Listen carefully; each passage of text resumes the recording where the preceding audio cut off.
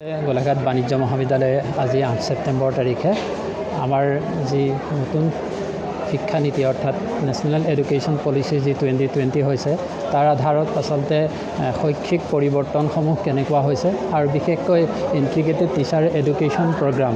এই ক্ষেত্ৰত মানে কি সুদূৰ প্ৰসাৰী ফল আহিব বা আমাৰ তাৰ বাবে আমি মহাবিদ্যালয়ৰ শিক্ষক শিক্ষয়িত্ৰীসমূহ ছাত্ৰ ছাত্ৰীসমূহ কেনেকৈ প্ৰস্তুত হ'ব লাগিব সেই বিষয়ে আচলতে আমাৰ বিশেষকৈ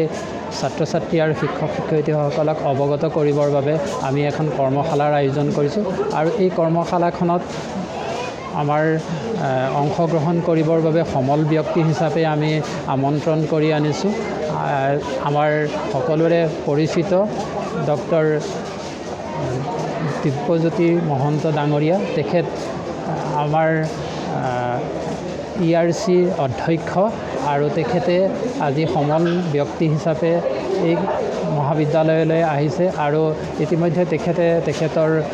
ভাষণ আমাৰ মহাবিদ্যালয়ৰ ছাত্ৰ ছাত্ৰীসকলৰ আৰু শিক্ষক শিক্ষয়িত্ৰীসকলক উদ্দেশ্যি দি আছে আমি ভাবিছোঁ আমাৰ গোলাঘাট যি বাণিজ্য মহাবিদ্যালয় এই বাণিজ্য মহাবিদ্যালয়ে আমি গৌৰৱ অনুভৱ কৰোঁ যে আমি বৰ্তমান অসমত এই আইটেপ শিক্ষা 17খন মহাবিদ্যালয়ে লাভ কৰিছে আৰু তাৰ ভিতৰত গোলাঘাট বাণিজ্য মহাবিদ্যালয় এখন গতিকে আমি 50গৰাকী ছাত্ৰ ছাত্ৰী এই বছৰ এই বিষয়টোত অন্তৰ্ভুক্ত কৰিবৰ বাবে সক্ষম হৈছোঁ আৰু এই মহাবিদ্যালয়ৰ বাবে বৰ গৌৰৱৰ কথা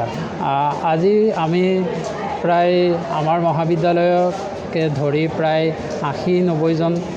শিক্ষক মহাবিদ্যালয়ত উপস্থিত আছে আৰু ইয়াৰ উপৰিও প্ৰায় 150-200 ছাত্ৰ ছাত্ৰী মহাবিদ্যালয়ত উপস্থিত আছে যিকোনো খবৰৰ বাবে যোগাযোগ কৰক 7099017330 লগতে 7099017110 নম্বৰত